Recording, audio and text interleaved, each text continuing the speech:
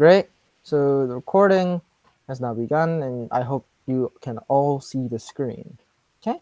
So what we're gonna do today is basically we're gonna tie up some loose ends um, with with our discussion with cardinality, and then we're going to dive straight into strong induction, which is probably the one last topic that we need to cover. Strong induction is definitely something you need to know. It's going to be on the exam. It's just that usually usual 300 sections would cover a strong induction right after we do weak induction. So it might have been right after lecture 4 or even in lecture 4, but we chose to do it a little after. Okay. So let's begin. Yeah, and we're basically done, right? This is lecture 9, and so we have one more lecture left. So and the next lecture is gonna be like the dessert of Math 300. We're gonna do some introductory analysis. Okay. So our first thing is we're gonna talk about is that while cardinality can work like natural numbers in the finite case, that was but but that's not really true. That's not really the whole picture. The cardinality of a set is a cardinal number, and we write it like this. But it's not true that they work like natural numbers. They're a little bit different. And if you want to learn more details, you should just take a set theory course. And we call a definition of cardinality relations with injections and surjections, right? We wrote this, right? Like something like this, if there's an injection from A to B, and B, if there's a surjection from B to A, right? And using these symbols seems to imply that there's a sort of ordering, right? In fact, we have from last lecture by Cantor's theorem, the cardinality of n is strictly less than the power set of the cardinality of the n, which is strictly less than less than, right? And the cardinality of the power set of n, right? So we can get this chain of order relations, right? And in fact, right, we have this fact over here, the power, which I alluded to in the server the other day, right? The cardinality of the power set of the natural numbers is exactly equal to the cardinality of the power set of R. Okay, and you can prove this if you want to just show an explicit bijection. You can prove this either using binary expansions, or you can prove it using indicator functions. There are other tools. And the tools that we're actually going to introduce later today is going to make the proving this a lot easier. Okay. And moreover, some of the properties of orderings act like how we expect them to, right? So we have A. Well, I told you that if you want to use this fact, you should prove it, right? And fortunately for us, right? Fortunately, the proofs aren't that hard. In fact, we actually did it. And how you would do it, well, you should revisit the proofs of proposition 7.16 and 7.17, right? And try to apply the ideas here. In fact, it's going to be almost exactly the same thing. If you're trying to recall, these propositions were the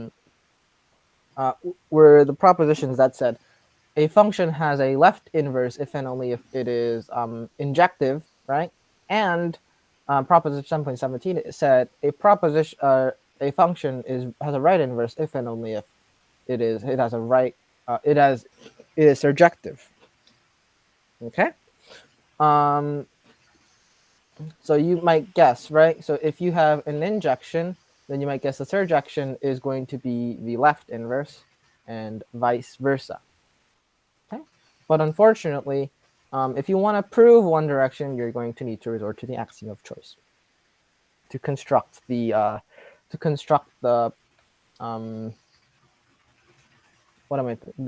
desired function. Okay. Are there any questions?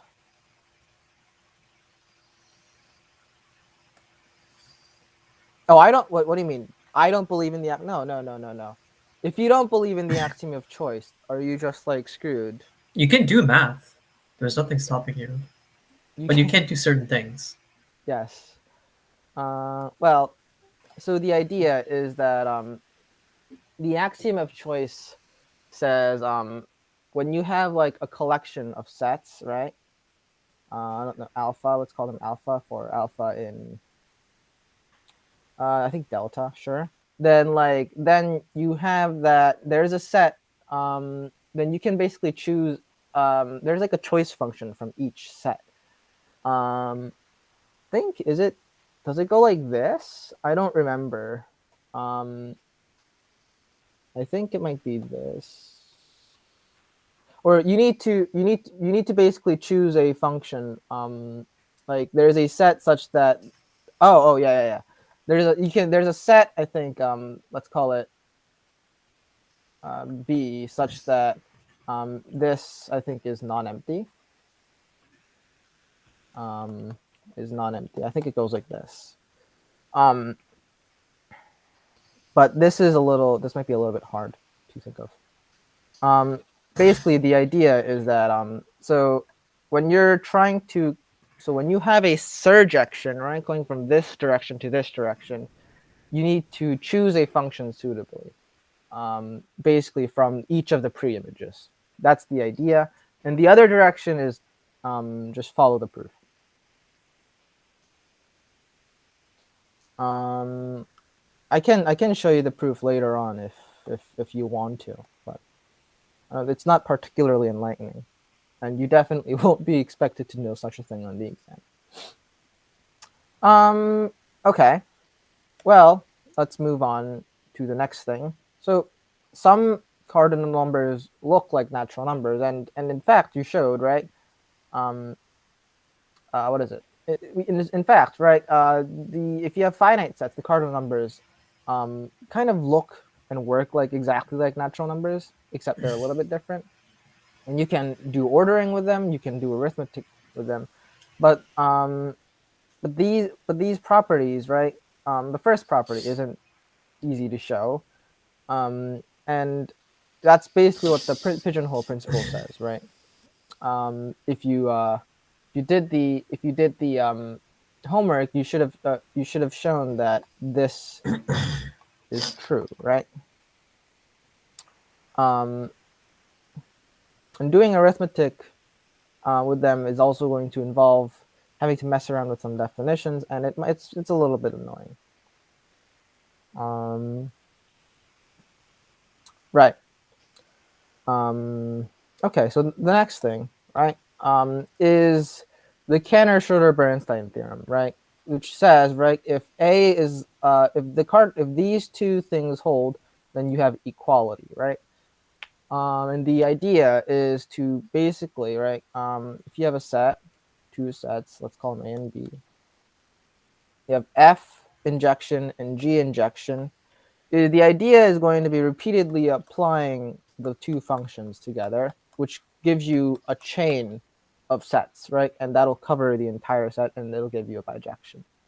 Again, if you, but I don't really want to do it. It's a little bit annoying. But if you want to see the proof later, then then we will direct you to where you can see a proof. You can see them in books. There are books which contain the proof. The usual 300 book has a proof of this, and the Book of Proofs has a book of this, or has a proof of this, and Proofs from the Book has a proof of this. No, those are all three different books. So if you want, you can take a look. And how do we use the Cantor-Schroeder-Bernstein theorem? I have some time, so I'm going to talk about it. One corollary is that the cardinality of the closed and bounded interval of 0, 1 is equal to the cardinality of the open interval from 0 to 1. Okay? And if you want to construct a explicit bijection, it's a little bit annoying, but you can do it. You would need to you need to basically argue something like piecewise and just shift some values around. But if you have the Cantor-Schroeder-Bernstein theorem, then all you need to do is show an injection from 0 to 1 and show an injection from the closed and bound interval of 0 to 1. Okay, so let's go, let's show that 0, 1, right, is less than this. Let's show this. And this is easy. Just use the inclusion map from x. What am I doing? Go away. Inclusion map, right? X maps to x, right? And that's clearly an injection. All right. For the other part, right?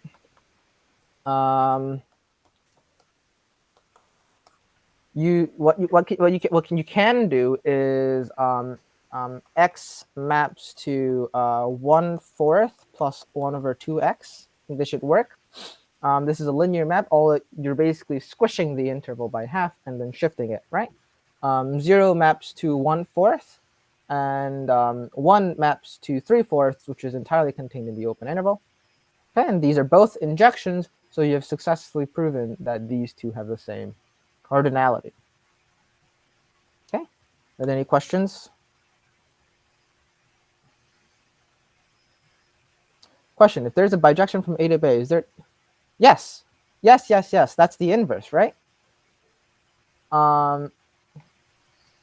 So, right, if there is a bijection from F, let's go A to B, such that F is a bijection, right? Then F is invertible, right? You should recall this from lecture 7, right? F inverse from B to A is a function, right? We didn't talk about this, but I believe I mentioned it. Furthermore, right? F inverse is a bijection. Okay. Okay. Are there any other questions? In fact, I think I used that fact in one of the solutions to your homework. That if you have a bijection, its inverse is also a bijection. Any other questions?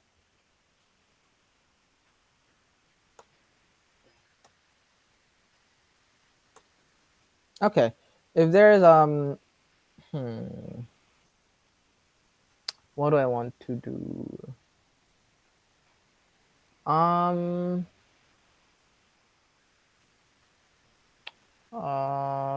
Sure. Why don't we do it?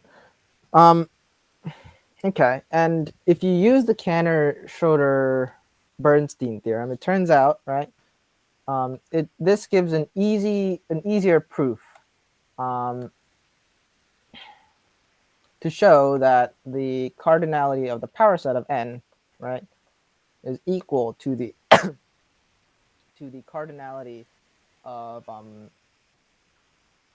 the cardinality of R, right? And let's show one direction. Let's show that this direction is true. That there is an injection from the power set of n to the cardinality of R, right? So define for each, let's say a subset of n, its indicator function, right?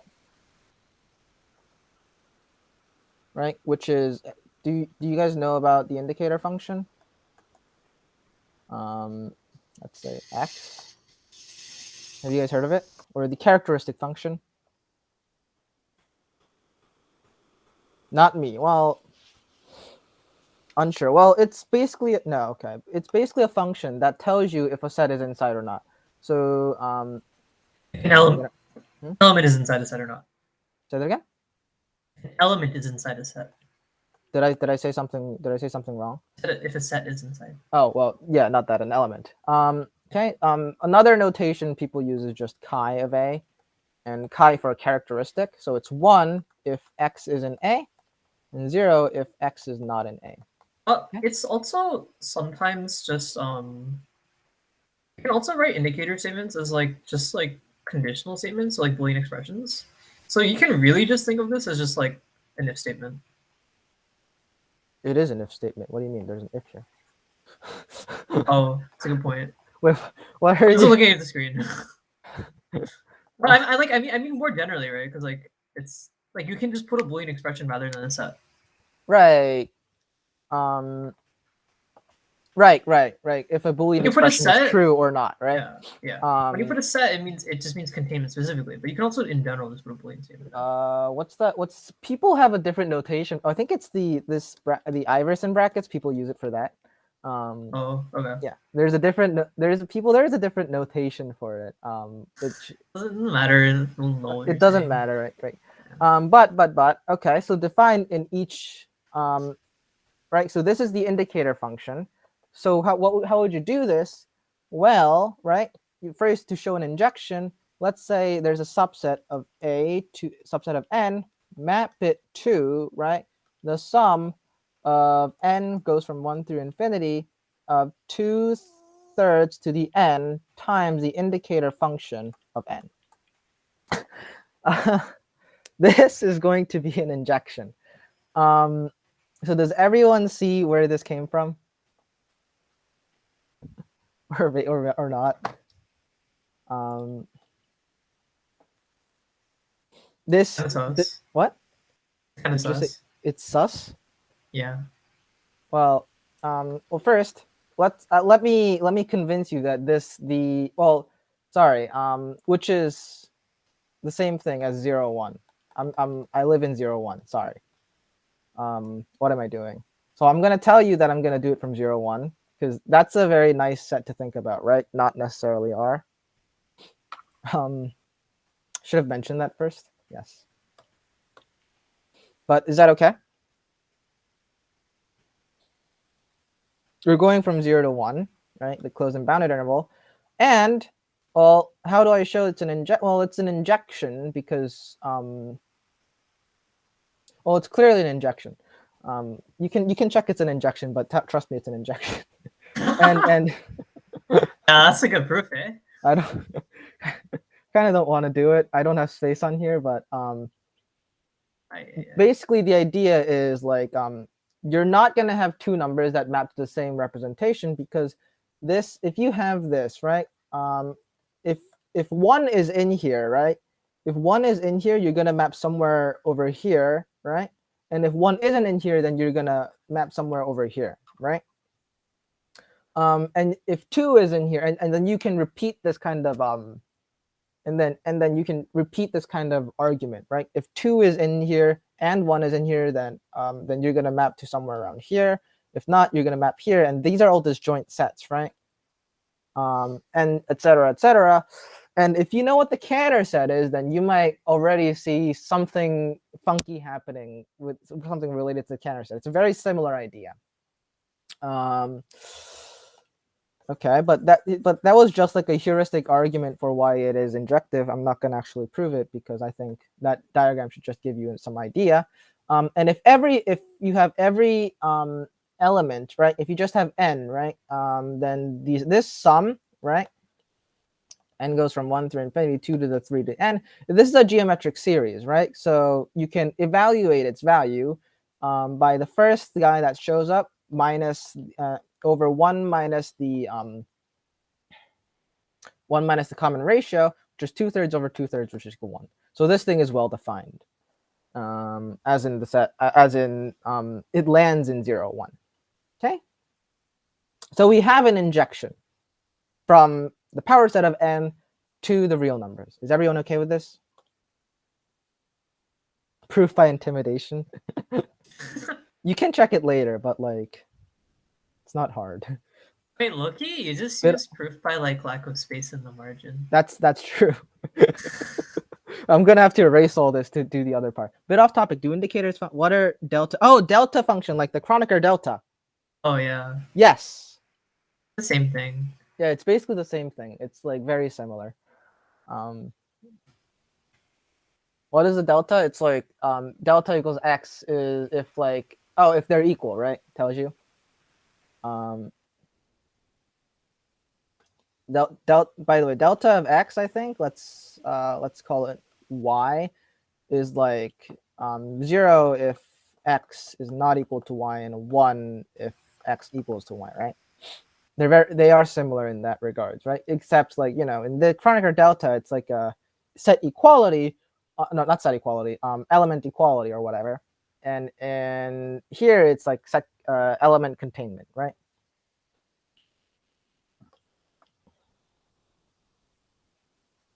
Is there a reason this is preferred over like a binary decimal expansion?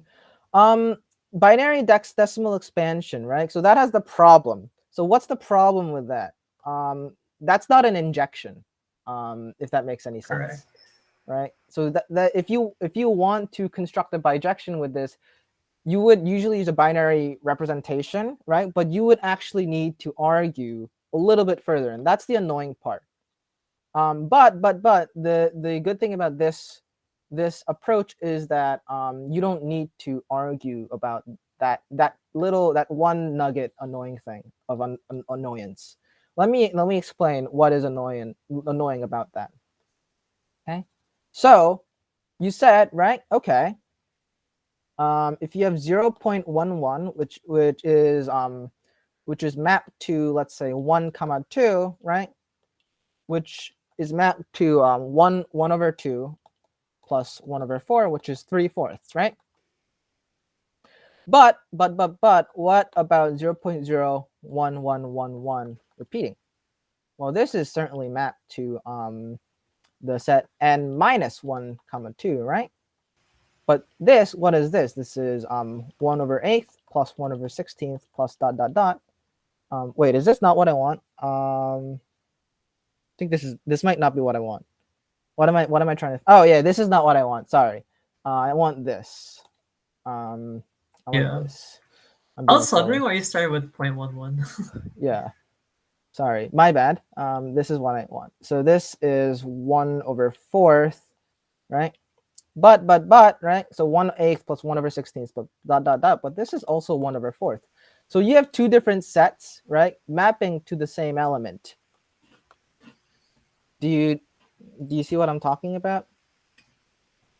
Something like this, I think works. 1/4, 1/8 plus 1/6. Yeah, I think this works. But this is not an injection. But you would need to argue, right? That like two different sets have might have like the same, or one number has the same binary expansion, so two different sets might map to the same thing. But you would need a further argument to show that this collection, right, of sets that are problematic is countable, right? And you would do that. And how you would do that? You need the observation that you can base. There's a 1-to-1 correspondence between these and certain or there is not a 1-to-1 correspondence. You can map an injection from these problematic sets to the finite subsets of the natural numbers. You need to argue that like for each binary number with two different representations, you can map it to a finite subset of the natural numbers, which you already proved is countable. Then you would take this function and you would need to define it piecewise and just kind of use the countability property to weave it through. If that makes any sense. So you already see how this argument is a little bit complicated. It's very nuanced, and there's a lot of ways you can screw it up. Does everyone see the problem and kind of the sketch of the proof of how you would kind of get around that? Like, you can do it, but it's hard. Okay? But the other way, right, is an easier injection. And the other way, right, to go the other way, but to show that there is an injection from 0 to 1 to R, or to power set of n, is actually not bad, because, like you said, right, it's the same idea. So if you have R in 0 to 1, right, just consider binary expansion, right? But as we said before, there's a problem of each R. One R might have one binary expansion. One might be finite, or one might be infinite. But who cares? Just choose one, right? So choose, right? Just choose one. Let's say we stick to the finite binary expansions, right? Finite expansions if has two different representations, right? Right, and you get a binary binary expansion, and you make the 0.101100 whatever it is, right? Then cook up the set, right? This would be 1, 3, 4, etc., right? It would be like, let's say A1, A2, 0.A1, A2, A3, dot, dot, dot, which would be, and now you cook up the set, right? AN such that, or N such that, sorry, cook up the set N such that AN is equal to 1. Okay, and this produces an injection from from 0, 1 to the power set of the natural numbers. Okay, now that you've cooked up two injections from going from each set to the other, right? That means they have the same cardinality. Is everyone okay with this argument? This is when you ask me to prove that these two sets have the same cardinality. This proof is what I would resort to, and to produce an explicit bijection, it's a little bit, because producing explicit bijection, it's a little hard. Okay, and you see how that Cantor-Schroeder-Bernstein gives you a much easier way to go about this proof. Great. Now that is going to wrap up our discussion of cardinality. Are there any other questions about cardinality in general before we move on to the next topic? Or any objections? Cool. Your presentation very objectionable. I'm going to overrule that objection and move on. So the next thing we're going to do is strong induction, right? As we said. So let's suppose we have some function from the naturals to the true or false, the Boolean function, and we're trying to prove it's true for every function, right?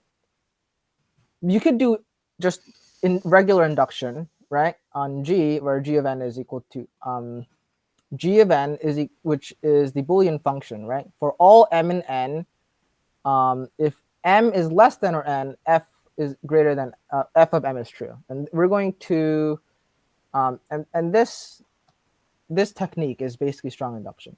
This definition is a little hard to, I think, parse at first, but the idea from weak induction to strong induction is that instead of proving, right, instead of proving f of n implies f of n plus 1, this is weak, right? Strong induction is assuming a stronger assumption, hypothesis, right? F1, F2, dot dot dot, right? To all the way to Fn, although this implies f of n plus 1. And this is strong induction. Does everyone see the difference between weak and strong? You basically got to assume more than weak induction. And it turns out, right, these two techniques of induction have the same power in the fact that weak induction is true for weak induction if and only if strong induction. And all of this is related to the well-ordering principles of the natural numbers. Okay, these are all equivalent. Everyone okay with that? Okay.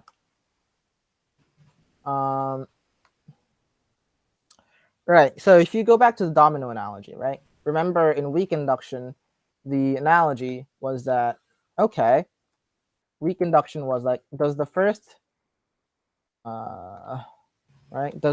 domino fall?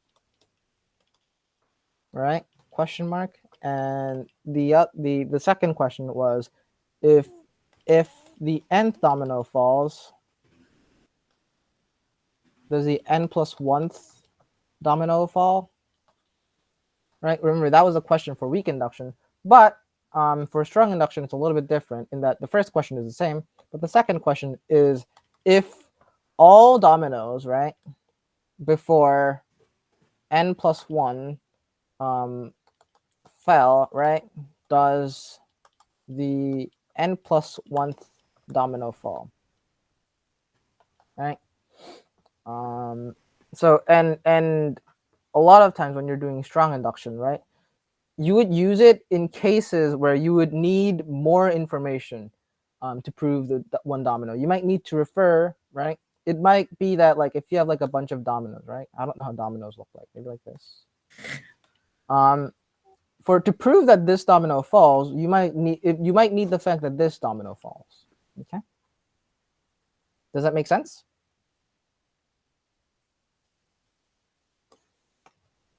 Haven't we proved more than one base case with weak induction? How is that different from this? Yes, but weak induction, you might need more than one base case, right? That's the same as strong induction. You might also need more than one base case. Oh, okay, cool. Any other questions?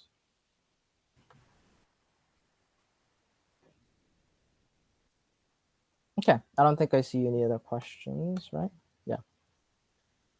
All right, so now we're for the remainder of the lecture, we're basically going to look at some examples of how to use strong induction.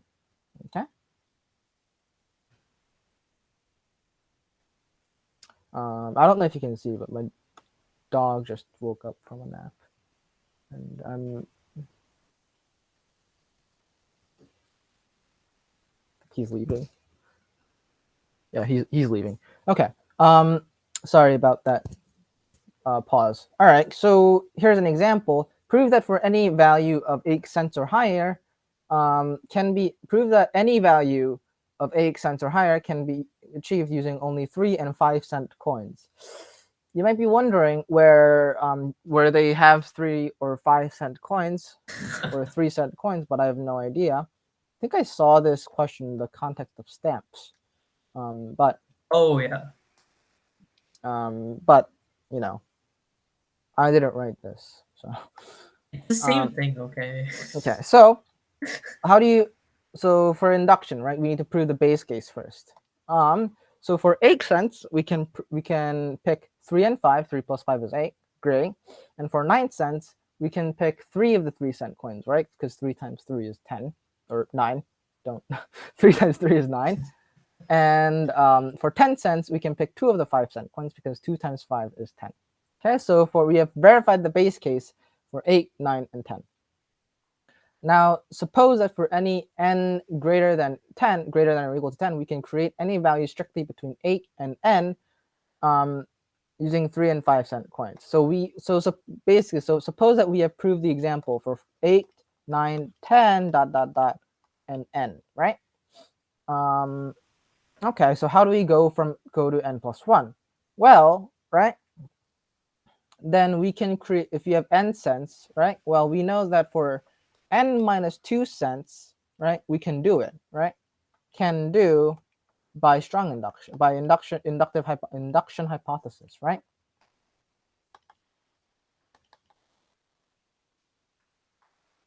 Because n minus 2 is in here somewhere. Well, then, how do you go to n plus 1? Just add a 3 cent coin, right? 3 cents.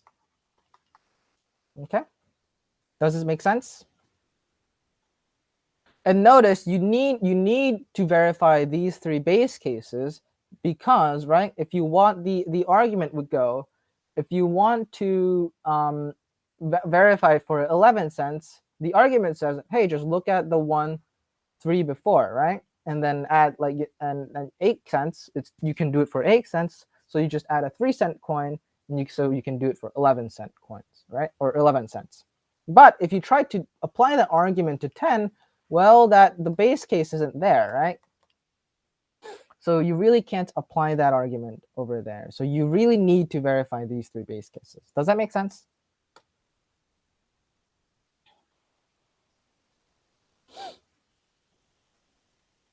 Great. I got 1 yes, and to me 1 is enough. A really democratic process here. All right. So here's another example. Prove that a tree, right, has v minus 1 edges. And you might recall that we actually proved this proposition when we dealt with graphs, right? I'm pretty sure we did this. It might have been a homework. I don't actually remember. We will proceed using strong induction. Notice that a tree with one vertex, right, has 0 edges. Duh, nothing interesting there. Okay, now consider, right, a tree with m vertices. Or suppose that we have proved the result up to n, right? So you have proved that for 1 through n, right? All these trees have the trees with this many vertices has m minus 1 edges. Okay, so now consider a tree with n plus 1 vertices. And the idea, right? Let's say there's a tree. In my world, all trees are binary, so something like this. And the idea is going to be just deleting a vertex. Or maybe I think, no, what am I doing? Deleting an edge, I think, right? No, what am I saying? Is it deleting a vertex or an edge? You can do either. I think how I think of it is deleting an edge, actually. I think the proof is easier when you delete an edge. Yeah, why'd you delete a vertex? The fuck? That's more intuitive to me. Proof is easier if you delete a vertex. Just say vertex is. But no. Proof is easier when you delete an edge. Yeah, that's what I said, right? Yeah, but you said it's more intuitive to delete a vertex. Yeah. Like the idea of deleting a vertex makes more sense to me. Sure, I mean. Because then you get a forest. Sure, but just delete an edge, and this is a tree, 2 different trees. Well, and they're not connected, right? If you delete an edge, then you have 2 different trees that are not connected because if they were connected, then you have a cycle, and that's a contradiction. And by the induction hypothesis, these both have their respective amount of edges, right? And then add back the 1 edges, and then you have it. The other way is to delete a vertex from G and all the edges connected to that vertex, and you have it consider its neighbors, right? And every vertex remaining must be connected to at least one of them. Otherwise, it must not have been connected, and that's a contradiction. And they should only be connected to only one, because otherwise there's a cycle, and that's a contradiction also. So you have you have k connected components, all of which are acyclic because the original graph was acyclic. So if Si is the number of vertices in the ith component, then the number of edges must be k, right?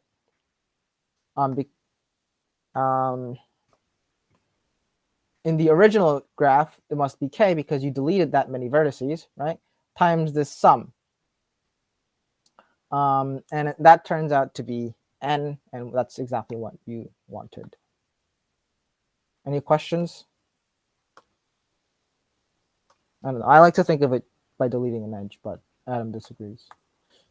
I've never actually thought of it as in terms of deleting an edge, but yeah, the proof's a lot easier that way.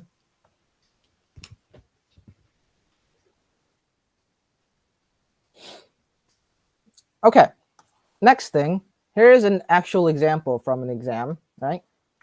So the Fibonacci numbers give a lot of statements about the Fibonacci numbers is easy with strong induction, because why?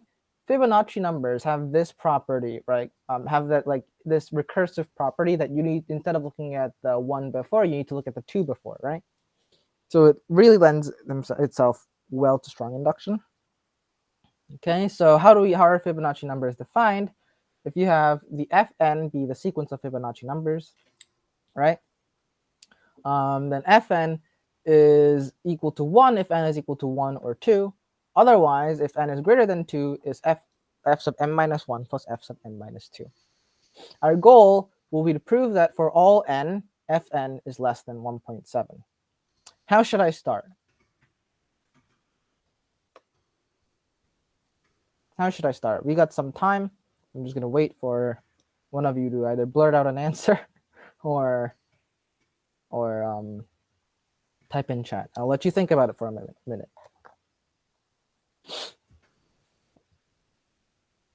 Of course, the base case. What's the base case?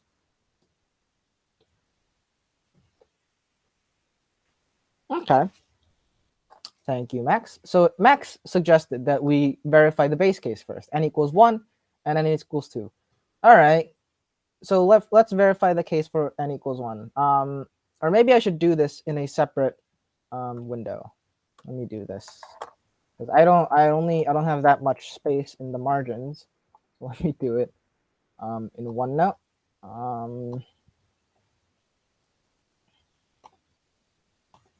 Lecture 9. Let me do it real quick. Right, I'm gonna stop the sharing, and then I'm gonna start sharing the other window. Okay, now you should see the other window. So the goal is, I'm gonna write it down again. Fn is 1 if n equals 1 or 2, and Fn minus 1 plus Fn minus 2 if n is greater than 2. And our goal, right, is to, for all n in n, right, f of n is less than 1.7 to the n. So this doesn't grow,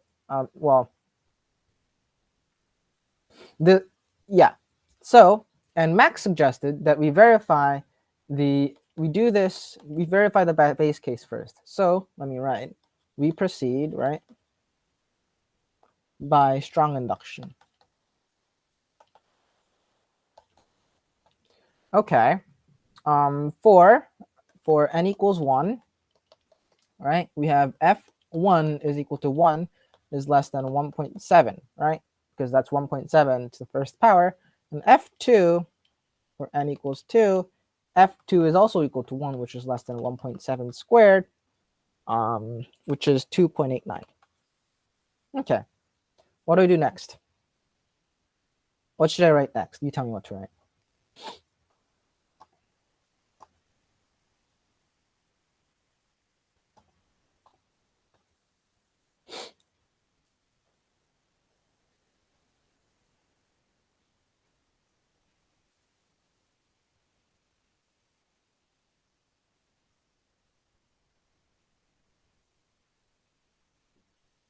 Right. All right. So, but is that the next thing I would write? Remember, we're trying to do induction here, right?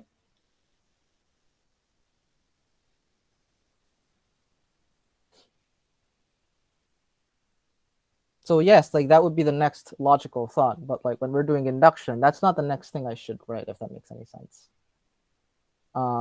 We need like an extra sentence, right? Now, like we need to tell the reader that we're doing the inductive step. Now suppose, right, we have the, now suppose I would write we have the result, but now suppose fk is less than 1.7k for k equals 1 through n, right? Something like this.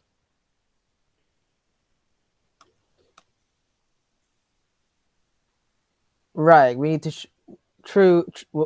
assume it's true for all n greater than or equal to 2, and that, what am I saying? Assume that it's true for n greater than, or 1 less than n, right? And 1 at less than n for all up to n. That's what I'm trying to say. Like suppose, pretend. I don't know what you're going there. Did I write something wrong? I don't think so. Okay. Now we will show for n plus, now we will show that this is true for n plus 1. We will show, right, f of n plus 1 is less than 1.7 to n plus 1. Something like this, right? Okay. And Volpo suggested that, observe, right? Volpo suggested that we have f of n plus 1 is equal to f of n plus f of n minus 1. Now what do I do next?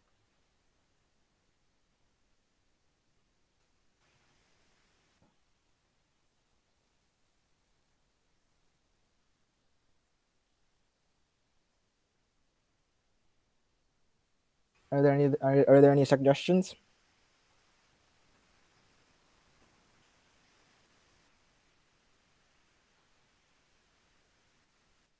Right. We know each of these are less than 1.7 to the n, and so we know, right, by the induction hypothesis, I'm going to scroll down a little bit.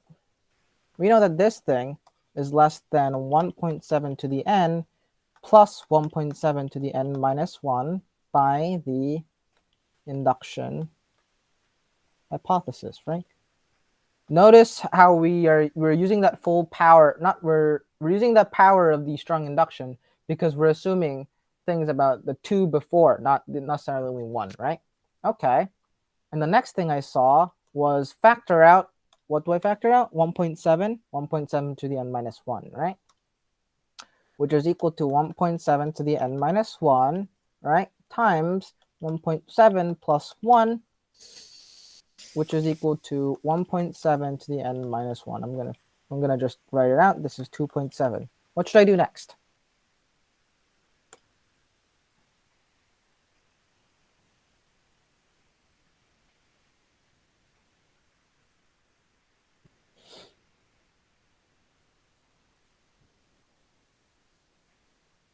Yeah, this is less than 2.89, which is less than 1.7 to the n minus 1 times 2.89, which is equal to 1.7 n plus 1. Therefore, right? Therefore, f of n plus 1 is less than 1.7 to the n plus 1, and the result follows by induction.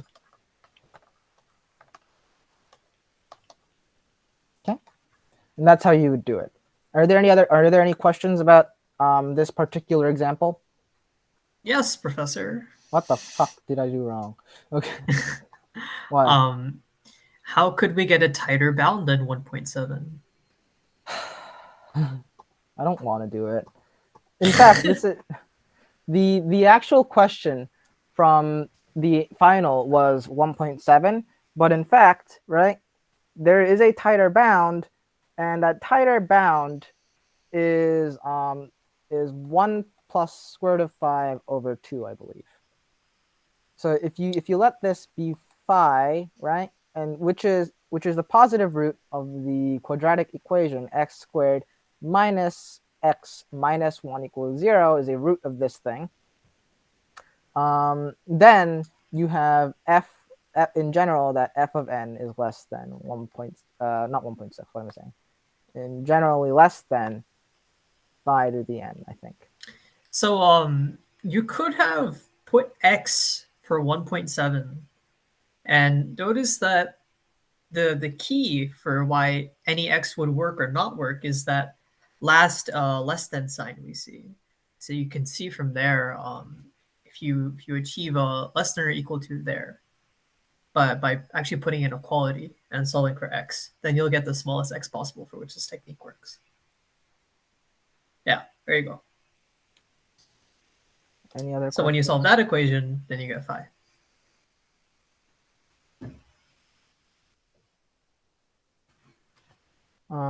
Speaking of phi,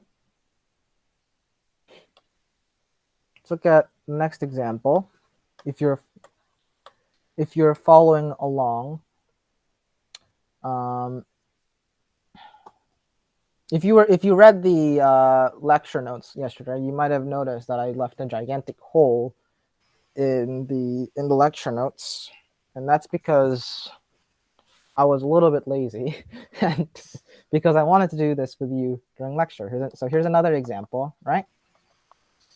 And this is Benet's formula.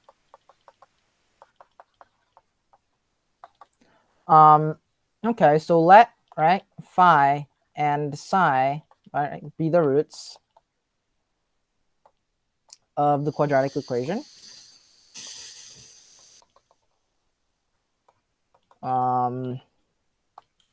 Let's see, x squared minus x minus 1 equals 0, right?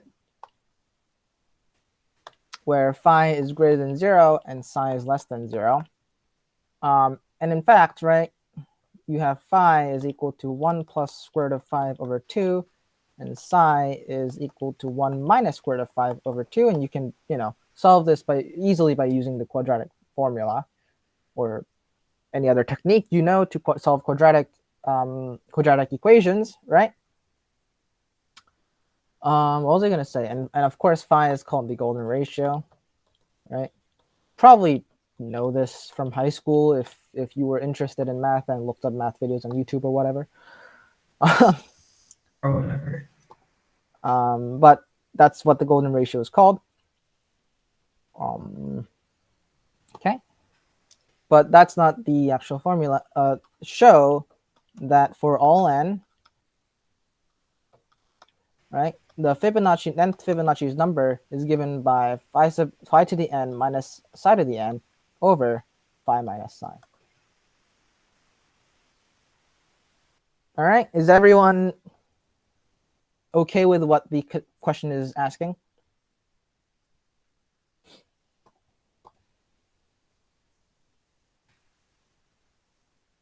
Okay. So how should I begin?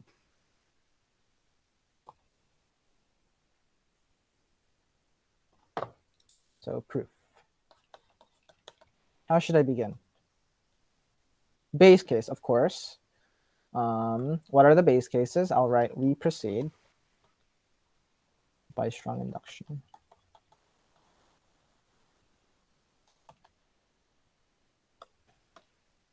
N equals 1 and n equals 2. That's a great start. For n equals 1, so what do we have? F1 is equal to 1. Well, that's not very interesting, right? Which is equal to phi to the 1. Let me erase that. Phi to the 1 minus psi to the 1 over phi minus psi. Well, that's just equal to 1, right? Or n equals 2. What do we have? F sub 2 is equal to 1, right? And we have, right, phi squared minus psi squared over phi minus psi. Anyone have any suggestions of how to compute this?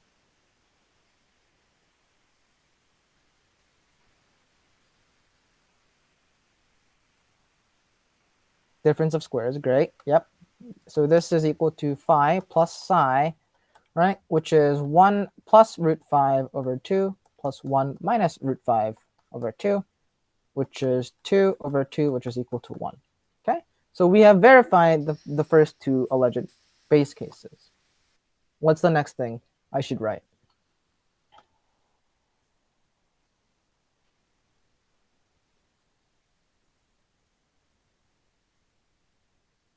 Sure, inductive step. Sure, I should write. Now, suppose for k equals 1 through n, we have verified the formula. We will show, right? We will show it holds for n plus 1. Okay. All right. How do I proceed with the inductive step? Suppose. Right. I actually personally don't like suppose.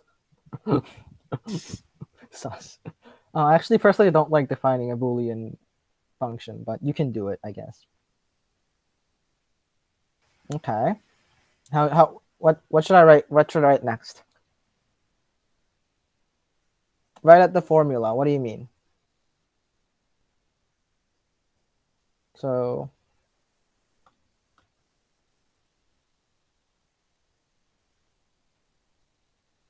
all right, okay, sure. Yeah. The Fibbo formula I think is a good place to start. Observe, right?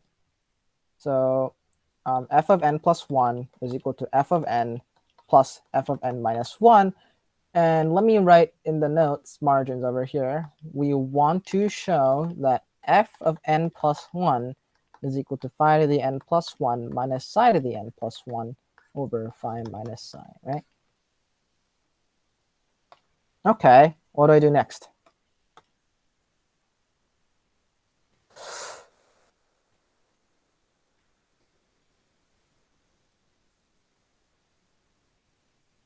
Now substitute the formula. Good, sure.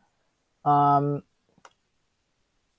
So then we know from the induction hypothesis, right? Induction hypothesis that this is equal to phi to the n minus psi minus psi to the n over phi plus minus psi. It's not a plus, that's a minus, right? Plus phi to the n minus 1 minus psi to the n minus 1 phi minus psi. Oh, by the way, I'm going to write n is greater than or equals 2.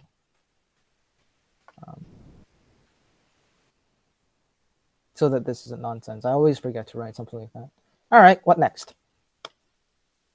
Now we can factor things. How do you suppose we factor things?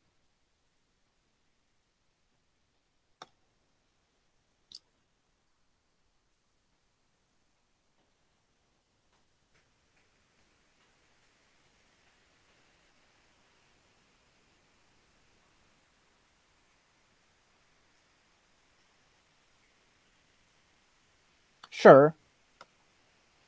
Well, is there? Not entirely sure what you're saying. Combine fractions. Yeah, I think I like Max's idea a little.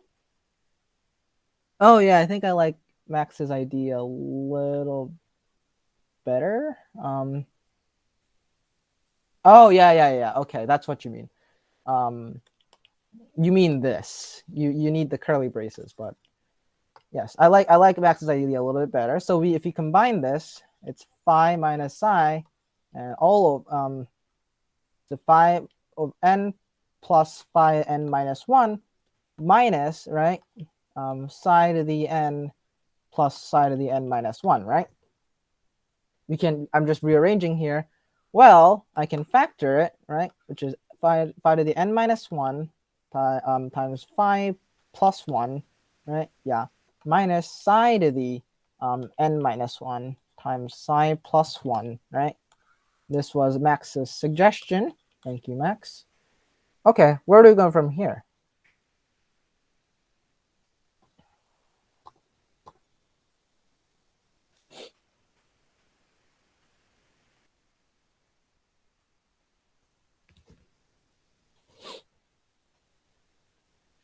Are there any ideas?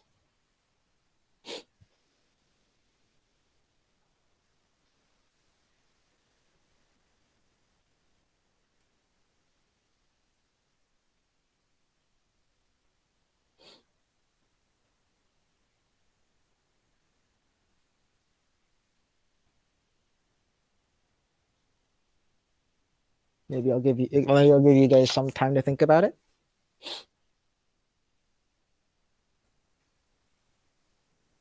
Call me crazy, but is there some weird property of phi or psi we might be able to use? I think you're onto something.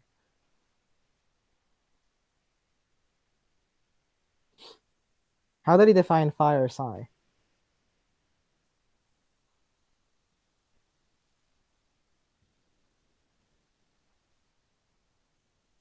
This is probably the hardest part of the proof.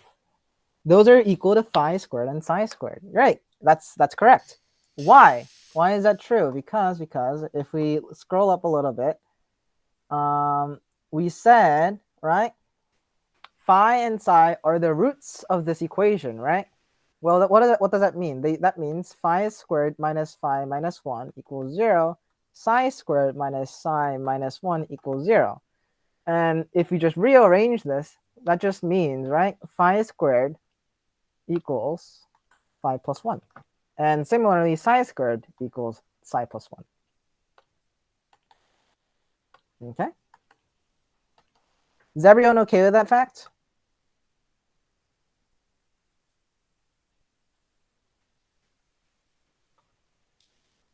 Okay, so having established that, let's go back, right?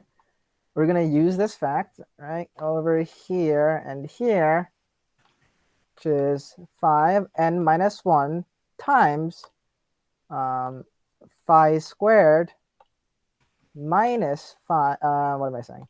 Minus psi of n minus 1 times psi squared, right?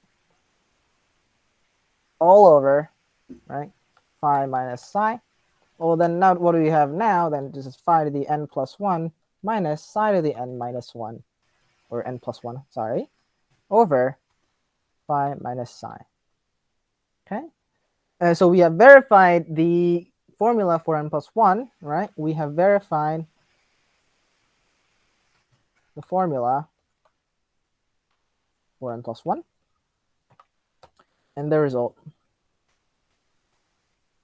follows, right, by induction.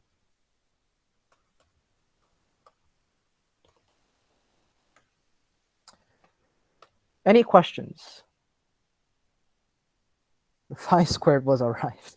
The proof of Benet's formula is complete. Sure. Any questions about this proof? So you needed that one fact about phi squared and psi squared satisfying phi plus 1 and psi plus 1.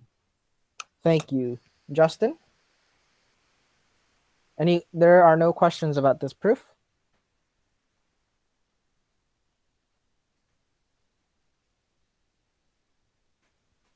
Great. So I'm going to stop presenting. That's all the examples that I've prepared. And let's go back to the lecture notes.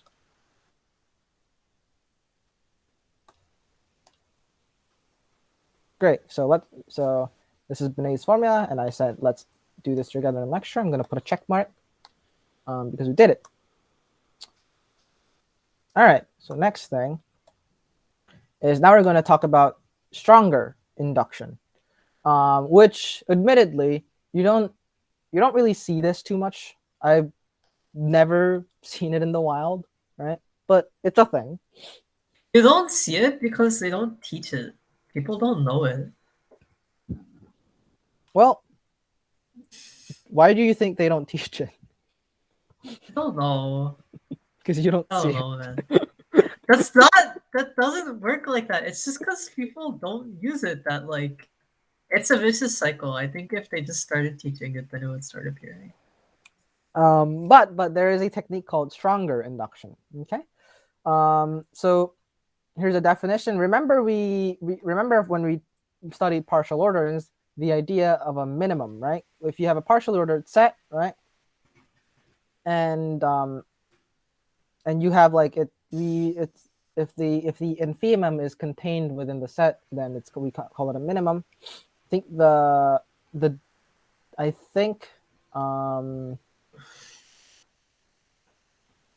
it's like a lower bound. The definition might be a little bit different actually, but if you have an element such that every other element is not less than or equal to it, then you call it a minimum. We say a partially ordered set is well founded if we have any non-empty subset of A, there's a minimum element in the subset. I think I called it before that it has the well-ordering property, right? Can be well ordered. So that's what it means, right? All right, so there's no infinitely descending chains elements. As an example of a not well ordered set is, I think the rationals compare with this. Not every subset has a minimum element in the subset. With this partial ordering, okay, and as an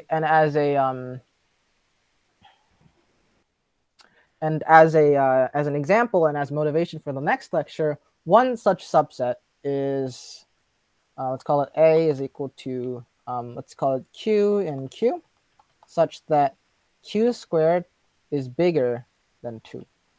This does not have a minimum element in Q or in this subset. Okay, and we're gonna talk about that, or let's give it a less than or equal to, or greater than or equal to, and we're gonna come back to this idea next lecture. Okay, so so let's M be the set of minimums in a partial ordering P, right? if you prove Fm for all the minima in that set, and f of a implies f of b for any a is less than or equal to b, then f of x is true for all x in P. And so we call this stronger induction. And the idea, is that it? Yeah. And the idea is that you knock over all the dominoes which are minima. Every other domino which is not a minimum must be greater than or equal to at least one other minimum, well, otherwise it would be a minimum itself, and thus all dominoes will fall over. So I like to think of it like, or maybe like, you know, like those some weird like domino, like, you know when people do domino art, right? They have like these weird things, right? You know what I mean? Like there's like two different dominoes and they like converge at one point, like something like that. That is something I think. And then like after they might diverge, you know what I mean? When people do domino art and like, this spells like some weird word or something. Everyone know what I'm talking about? Oh, I came up with this, by the way. What do you mean? I came up with this stronger induction. Oh, well, sure. I haven't seen this anywhere. That's what I'm saying. No one uses this in real life. Well, I came up with it, and then all of a sudden, I was like, hey, here's 2 places where we can use it. And it was like, oh shit, this is really handy. Everyone know what I'm talking about? Like that domino thing? No? Okay, just intuitively, basically everything has a path to a minimum, right? Because either it's a minimum itself, or you can keep finding things that are less than it, because it's not a minimum.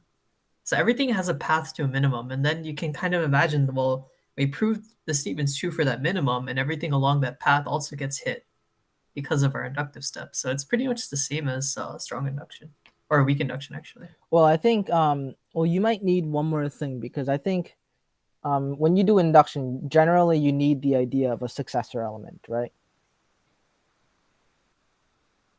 Sorry, what's you need like an immediate predecessor and an immediate successor now.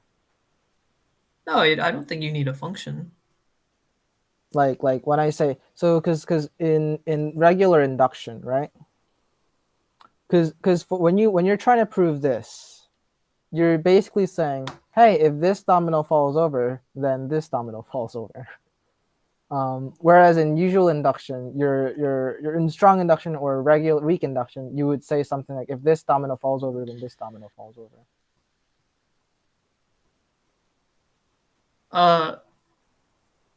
Sorry, what is the point you're trying to make about predecessor and successor functions? So, and when I say immediate predecessor, the immediate predecessor of this red circle is this guy. Yeah. But in our definition over here, right, all we need is a is less than or equal to b.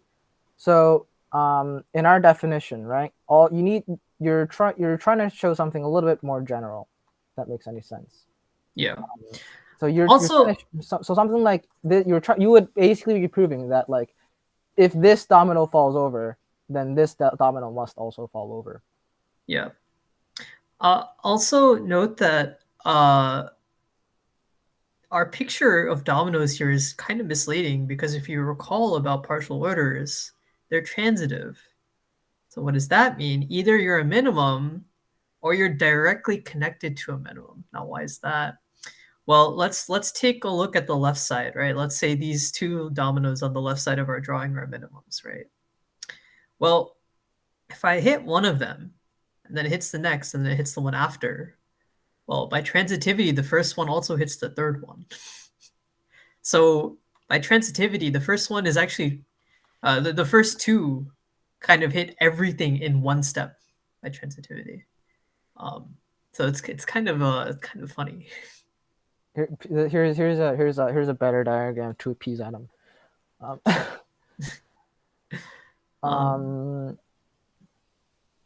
So we draw pictures kind of similar to this domino image, because it's easier to draw partial orderings without all the extra arrows in there. But what we really mean when we draw pictures like this is we mean take the transitive closure of this fake relation here. What is a transitive closure? Well, it just means apply transitivity and add all the extra relations that you would get as a result. I had a question somewhere as a bonus, but we took it out somewhere along the line. But it was find an algorithm that does this. I think it was in lecture 6 that we took it out. Yeah. Okay. So that concludes our discussion of strong induction. And Adam left a little diagram over here that I'm not sure if I wanted to acknowledge, but okay. Good. This is a helpful diagram. The first figure of the course, yeah, I don't think we had a figure anywhere else. No, we had a figure in the course. Oh? We had the Hanoi. Oh, yeah. Okay, outside of homework. We've amended it. Oh, outside homework, yes, that's true. So strongest induction, it's a real thing. But it's not called that. But I refer to it as like induction on the real numbers. But we don't have the tools to talk about it, unfortunately. So I'll leave it to you guys. When you learn a little bit of analysis, you can look up induction on real numbers and you can figure out how to do that. You can also do like there's more other types of induction. They're like transfinite induction, which you will do in set theory if you do it. Or you could not take set theory. You could also not take set theory. I didn't take set theory. I'm doing fine. All right. So that concludes the lecture. Are there any other questions on the material? Okay. I'm not sure if we're gonna. Isn't strongest induction the same as stronger induction? Is it? What was that? Well, the that ordering, right? The usual ordering on the reals is not a well ordering, right? So I don't think you might not be able to use it. Well, I can't use strongest induction on the reals because I don't have minimums. Okay. So here's something, right?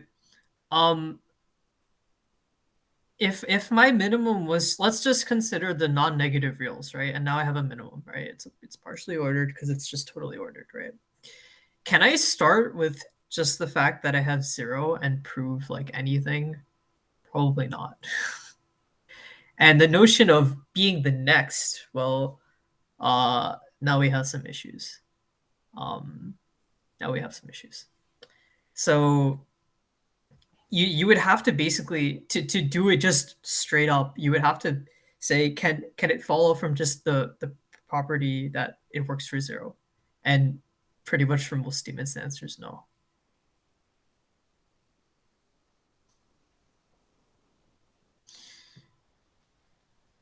Now, actually, sorry, I just wanted to say something else. So the structure that you choose for your induction can vary. So when we do induction on the naturals, right, we use the typical structure where we just start with everything smaller than it. But maybe we don't want to do that. Maybe we want to put a different partial ordering on the naturals, and it actually helps the proof become easier. So for example, let's say I can prove that it's true for 2 to the n by assuming it's true for 2 to the n minus 1, right? So now I've gone and I've proven it for all the powers of 2. But now let me say that for any number x, for any natural x, it follows from the fact that the smallest power of 2 greater than it is true. So now I have like a really weird looking ordering on here, right? Where yeah, I kind of, everything that's a power of 2 is related to the thing that's that divided by 2, basically.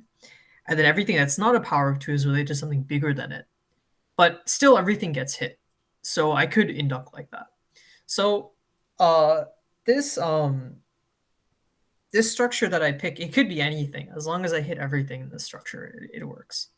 Same thing on the reals, you can choose a strange ordering, and you're gonna have to use some properties of sequences and convergence. But the way you choose that will typically be specific for the kind of proof you're doing. That first thing that Adam mentioned is I think usually called the forward-backward induction. Okay, I didn't know it has a name. And there's a really nice proof. Well, if I'm understanding him correctly, there's a really nice proof of AMGM inequality using that technique. Cool. Is homework due tomorrow at 12? We don't know if we're gonna grade these homeworks. I'm not confident that we'll be able to grade this homework in time. The one that was due today. Homework 8.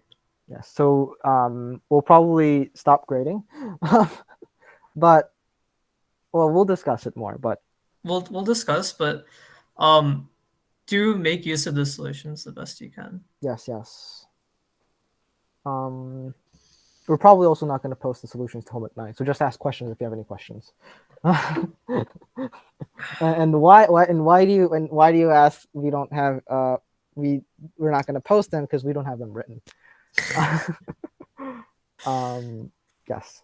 We were on track for a while. We were ahead of schedule, and then my work started, and then I forgot about everything. Unfortunately. So just ask questions about the homework in electrical, and try your best. We should stop. We should stop recording here. Sure.